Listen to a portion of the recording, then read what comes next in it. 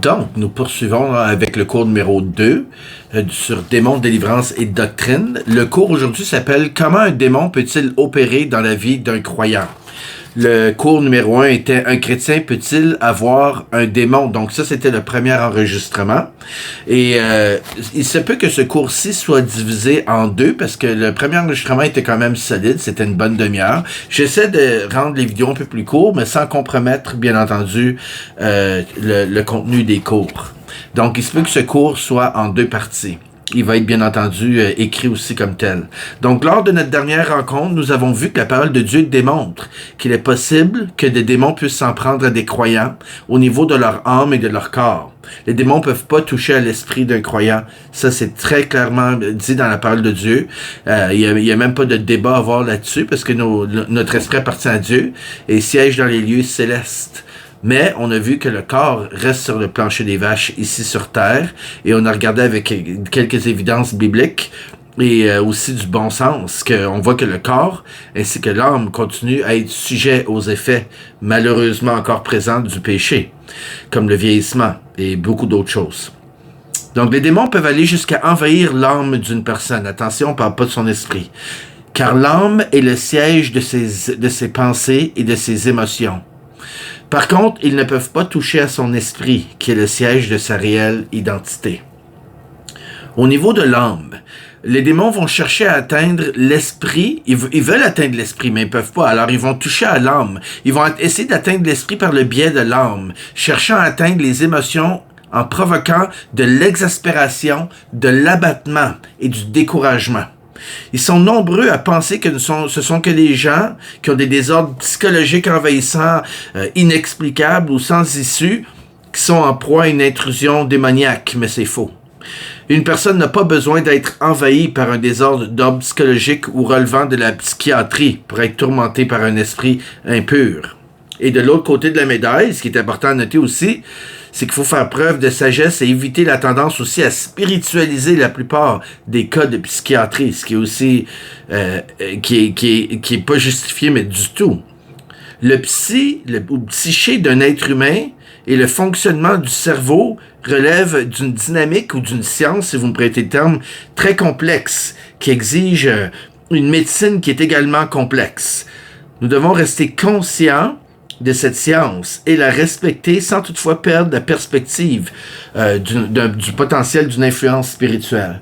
Souvent, qu'est-ce que les psychiatres font? C'est que il va y avoir des gens qui ont des problèmes psychiatriques, c'est dans leur cerveau, c'est dans la chimie de leur cerveau, ils ont besoin d'une molécule.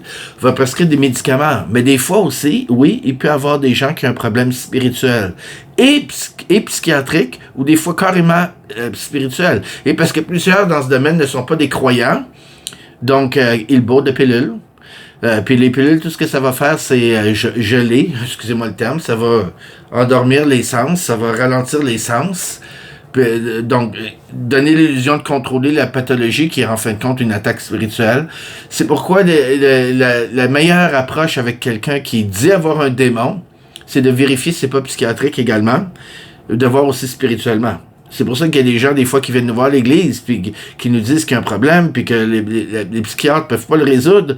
Et les psychiatres peuvent pas tout résoudre, mais ils résoudent beaucoup de problèmes. Mais ils peuvent pas tous les résoudre. Et définitivement pas les problèmes d'ordre spirituel. Donc, je vais juste clarifier ceci. Excusez-moi, il faut que je retrouve où j'étais rendu. OK, donc nous devons rester conscients que cette science, la psychiatrie, est à respecter sans toutefois perdre la perspective du potentiel d'une influence donc spirituelle. Maintenant, au niveau du corps. Le corps est une autre méthode par laquelle les démons opèrent dans l'objectif de nuire à l'esprit du croyant. La parole de Dieu nous démontre quelques exemples d'individus tourmentés par des démons au niveau de leur corps. L'Évangile de Luc, au chapitre 18, nous partage l'histoire d'une dame qu'on connaît tous. La dame qui était, depuis de nombreuses années, elle avait une infirmité qui faisait que son dos était courbé.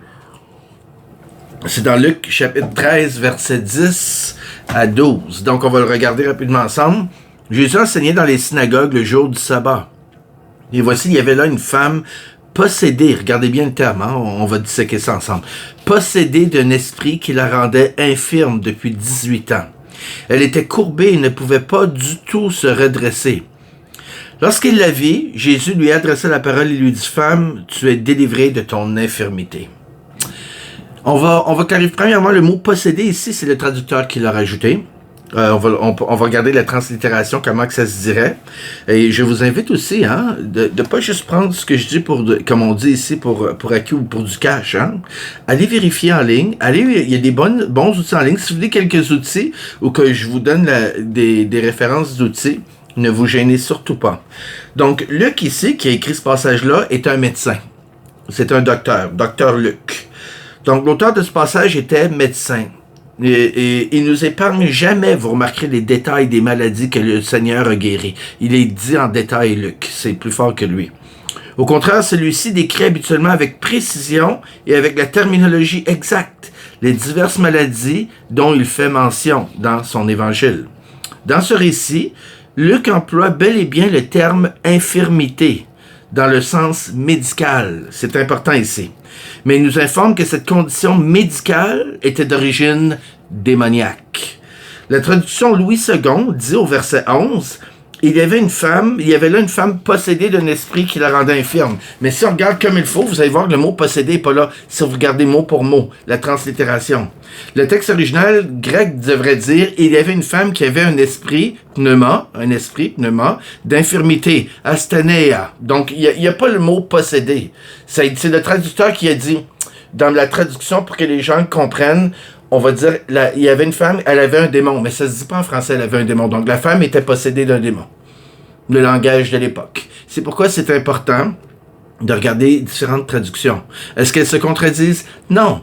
Non. Est-ce qu'elles sont fiables? Absolument. Le Saint-Esprit a montré fois après fois que la parole de Dieu est bien traduite parce qu'on le voit œuvrer dans les gens dont les vies sont transformées malgré ces traductions. Il y a des gens qui ne jurent que par une traduction. Moi, je ne jure que par la parole de Dieu, par son esprit, par la parole de Dieu qui transforme des vies. Donc, moi, je veux pas me mettre à vénérer une traduction en particulier qui serait indirectement vénérer aussi son traducteur ou lui accorder un respect peut-être un peu trop haut au traducteur. J'invite ces gens-là à regarder le spectrum des différentes traductions sans nécessairement juste s'appuyer sur une ou sur d'autres. De prendre le chemin peut-être un peu moins facile qui est d'étudier la parole. C'est un privilège qu'on a. Donc, tel que mentionné dans le cours précédent, les traducteurs ont ajouté le terme « posséder », ce qui trouble l'interprétation de la vérité mentionnée ici. La femme en question était une croyante qui allait à la synagogue avec un désir sincère de rechercher la face de Dieu. D'ailleurs, le Seigneur l'appelle à juste titre une fille d'Abraham, donc c'est une femme de foi. Au verset 16, vous noterez que le Seigneur n'utilise pas cette expression à la légère, il ne dit pas à n'importe qui, l'appliquant ça et là à quiconque.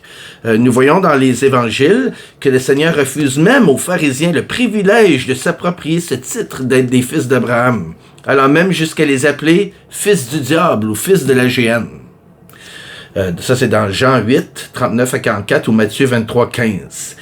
Il est donc bibliquement établi que les démons peuvent atteindre le corps d'un croyant, on le voit dans le passage qu'on a lu, par le moyen de la maladie, sans nécessairement que celui-ci soit attaqué au niveau de son âme ou de son esprit. Par contre, en rendant le corps malade, les démons cherchent à le provoquer par la douleur, donc de l'épuisement physique et mental, c'est leur but, leur premier but du moins, de la peur, de l'angoisse, de l'amertume et finalement du doute. C'est comme ça qu'ils opèrent dans la vie des croyants. L'être humain a souvent cette fâcheuse tendance à percevoir ces maladies comme venant de Dieu. Pourtant, la parole nous dit que si la maladie est d'origine spirituelle, elle est donc provoquée par une main démoniaque. Bien que des chrétiens refusent d'accepter que Satan puisse causer des maladies à des croyants, la parole de Dieu nous révèle le contraire. Donc, ils peuvent le dire qu'ils sont pas d'accord, mais moi, je préfère être d'accord avec Paul. Parce que la parole de Dieu nous dit, non seulement les démons peuvent causer des maladies, mais de plus, ils peuvent en causer chez les chrétiens qui sont bien solides dans leur foi. Pas juste chez les chrétiens. Ils peuvent même causer la maladie chez des chrétiens qui sont solides dans leur foi. 2 Corinthiens 12, 7 à 9. Il m'a été mis une écharpe dans la chair, un ange de Satan pour me souffleter et m'empêcher de m'enorgueillir. 3 fois j'ai prié le Seigneur de l'éloigner de moi. Et il m'a dit, ma grâce te suffit car ma puissance s'accomplit dans la faiblesse. Oui, c'est un verset qui peut être débattu. Et comme je l'ai toujours dit, je suis ouvert à comment vous le voyez à votre perception, tant que c'est fait sur une base de respect, de façon civilisée. Mais j'ai pas de temps pour les débats. Il y a trop de choses à faire à l'heure tardive où nous sommes rendus alors que le retour du Seigneur est à la porte. J'ai pas le temps de débattre. En fait, on devrait même pas avoir le temps pour faire des choses comme ça. Donc, ici, pour ceux qui utilisent le passage de 1 Jean 5, 18 pour dire que le malin ne peut pas toucher aux croyants nés de nouveau, des passages tels que ces derniers s'avèrent très troublants. Que ce soit au niveau du corps ou de l'âme, les démons ont comme but premier de chercher à distraire les croyants de l'objectif que Dieu a pour leur vie. Ça, c'est important. Ils ont le désir de nuire à leur croissance spirituelle, d'affaiblir leur foi, afin de, si possible, les amener éventuellement à s'éloigner de Dieu par le découragement, l'abattement, l'usure, l'amertume et la vigueur spirituelle. Il veut les éloigner. Ça a l'air petit peut-être aux yeux de certains, mais ça commence comme ça, hein? Mais rendu au bout, c'est énorme. Mais c'est exactement, il y a du temps l'ennemi. C'est exactement pourquoi il travaille avec des choses qui ont de l'air légères. C'est loin d'être léger. Nous resterions surpris de voir le nombre de chrétiens, qui sans le savoir, succombent aux artifices d'esprits démoniaques, alors que certains associent la démonologie à des manifestations extrêmes, genre le phénomène, le nom allemand qu'on utilise par poltergeist, des phénomènes de poltergeist quand des objets bougent tout seuls comme ça, ou des esprits frappeurs qu'on voit souvent dans des films, des films d'horreur. Moi, j'écoute plus ça depuis bien des années, mais tu sais, des esprits frappeurs, malheureusement, oui, ça existe, mais ces mêmes personnes peuvent être en proie, les gens qui disent que c'est juste les phénomènes extrêmes qui sont démoniaques, les mêmes personnes qui disent ça souvent sans le savoir pourraient être en présence d'un ou de plusieurs démons depuis des années, puis ils s'en doutent même pas. Et savez-vous quoi? C'est exactement ce que les démons veulent. Les démons, c'est comme des coquerelles. Tu peux avoir une pièce avec des coquerelles, les lumières sont allumées, tu ne le sauras pas. Ferme les lumières, attends un peu. Puis ouvre vite les lumières, tu vas voir les coquerelles se cacher. C'est comme ça des démons. Ils aiment pas être mis à la lumière. On va regarder dans un cours plus tard comment les exposer, parce qu'il y a des choses que les démons détestent ou ont beaucoup de misère à tolérer. Donc, n'oublions pas que Satan, chez le chrétien, ne peut pas toucher à notre foi, ni nous arracher de la main de notre Sauveur. Romains 8, 38 à 39. Il peut donc que travailler sur une base superficielle, ça veut dire au niveau du corps et de l'âme, dans l'optique de nous distraire et de nous rendre misérables et malheureux. Là, vous allez dire, ouais, mais Dominique, tu dis que même Paul était Paul était un être humain. Quand on parle de démons, on va regarder un peu plus loin tantôt, là. C'est un peu comme, ça ressemble beaucoup à l'hygiène. Il faut regarder notre corps, notre âme, notre cœur propre. Je dis pas que Paul avait péché pour avoir une entité après lui, je sais pas, il y a personne, il en parle pas, mais ce qu'il dit, c'est qu'il a réclamé le droit de s'en débarrasser, et ça on a tous ce droit-là, mais le Seigneur dans son jugement dit, ma grâce te suffit. Il y a quelque chose entre Dieu et Paul que l'on ne sait pas, sur lequel on va pouvoir spéculer jusqu'à temps qu'on les rencontre dans l'éternité. La parole de Dieu nous dit que le diable a bien des renoms, et parmi ses alias, il y a celui de voleur. Il est écrit à ce sujet, Jean 10, le voleur ne vient que pour dérober, égorger et détruire. Moi, je suis venu afin que les brebis aient la vie et qu'elles soient dans l'abondance. Nous avons tendance à généraliser ce passage comme s'il s'agissait de l'humanité tout entière, alors qu'en réalité, elle s'adresse aux croyants. Les brebis, c'est les croyants. La vie en abondance que Jésus donne, c'est aux croyants. Satan est un voleur pour les croyants qui ont hérité du salut et des multiples promesses de Dieu. Mais en ce qui concerne les incrédules, les impies et les insensibles à l'Évangile, ceux-ci sont déjà jugés d'avance. C'est le Seigneur qui dit. Ils ont déjà tout perdu. Parce qu'ils réalisent pas qu'une seconde après la mort, il y a tout ce qui donne la vie ici va leur être enlevé. Ils vont se retrouver dans une éternité où est-ce que la grâce et la gloire, la paix, la douceur de Dieu n'est pas. Même dans ce monde pécheur, on a des bienfaits de Dieu. Mais rendu dans l'éternité, il n'y aura plus de bienfaits de Dieu. Et c'est pour ça que ces gens-là, l'ennemi n'a rien à leur voler. Ils sont déjà volés. Jean 3, 18, celui qui croit en lui n'est point jugé, mais celui qui ne croit pas est déjà jugé, parce qu'il n'a pas cru au nom du Fils unique de Dieu. 2 Corinthiens 4, 4. pour les incrédules dont le Dieu de ce siècle a aveuglé l'intelligence, afin qu'ils ne vissent pas briller la splendeur de l'évangile de la gloire de Christ, qui est l'image de Dieu. Et il y a des gens qui vont dire, oh, tu es insultant, toi, Dieu qu'on a aveuglé parce qu'on ne croit pas. Ben, je vais être franc avec toi, est-ce que tu as au moins cherché? Avant même de te sentir jugé, est-ce que tu as cherché? Parce qu'il dit que les yeux de ceux qui ne croient pas sont aveuglés de la splendeur de l'Évangile. Ils ne sont pas aveuglés de l'Église. Dieu, Jésus, c'est pas l'Église. L'Église, c'est le corps de Jésus dans des êtres humains qui ressemblent à Jésus. Si tu vois une Église tout croche puis qui a fait toutes sortes de bévues puis qui essaie de dissimuler des choses, Jésus n'était pas là-dedans. Il n'y a rien à voir là-dedans. La gloire de l'Évangile, ça ressemble pas à ça du tout. Mais si toi, tu cherches pas la gloire de l'Évangile parce que t'es pas intéressé, oui, t'as été voilé. T'as été voilé, aveuglé. Parce que si tu voyais la gloire de l'Évangile, tu te précipiterais vers Jésus afin d'avoir le salut. Donc, pour qu'ils ne vissent pas briller la splendeur de l'Évangile de la gloire de Christ, qui est l'image de Dieu. Satan n'a rien à voler aux incrédules, bien au contraire, celui-ci leur en donnera plein la vue, afin de les garder bien voilés. Il leur donnera de l'argent, toutes sortes de distractions, des ressources, des mauvaises fréquentations, de la séduction à tous les niveaux. Et certains chrétiens craignent que Satan, je rajoute ça aussi pour le même prix, certains chrétiens craignent que Satan leur vole leurs biens matériels, mais ils ne réalisent pas qu'en réalité, ces biens sont peut-être plus utiles entre les mains du diable qu'autre chose. Parce qu'ils ont tellement peur que Satan leur vole leurs biens matériels, que tu viens déjà de te faire voler d'autres choses bien plus précieuses que ça. Donc oui, ça a été utile entre les mains de l'ennemi. La preuve, c'est que leur cœur est tellement attaché à des biens matériels s'ils en viennent à avoir peur de les perdre. Les forces des ténèbres vont premièrement chercher à nous voler ce qui est précieux pour Dieu, c'est-à-dire ce qui compte vraiment. Soyons-en certains. Il n'est pas question ici que de nos biens matériels. Dieu ne chérit pas notre ensemble patio, nos cinémas maison, notre mobilier de salon ou nos biens électroniques ou toute autre forme de choses auxquelles le cœur s'attache malheureusement si facilement. Ce qui est précieux pour Dieu et qui devrait l'être pour nous, c'est notre identité en Christ, ainsi que tout l'amour et les bénédictions qui en découlent. C'est ça que Satan veut voler.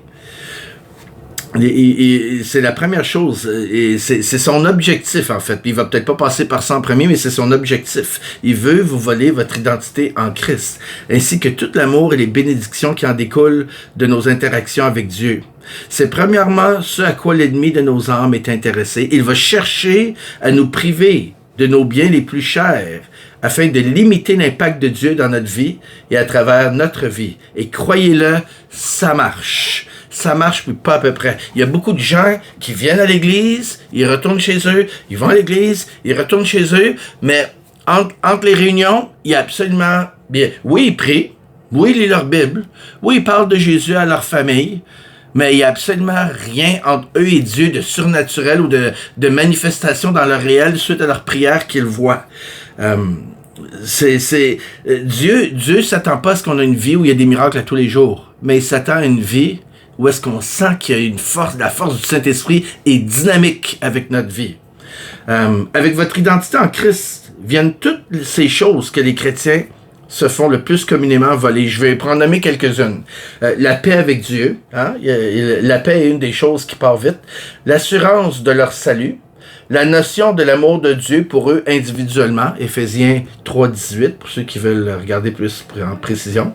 L'autorité, la présence de Dieu et les révélations qui s'en suivent, la puissance et la provision de Dieu, les manifestations spirituelles dans l'Église et hors de l'Église, c'est toutes des choses que Satan réussit à voler. Hein?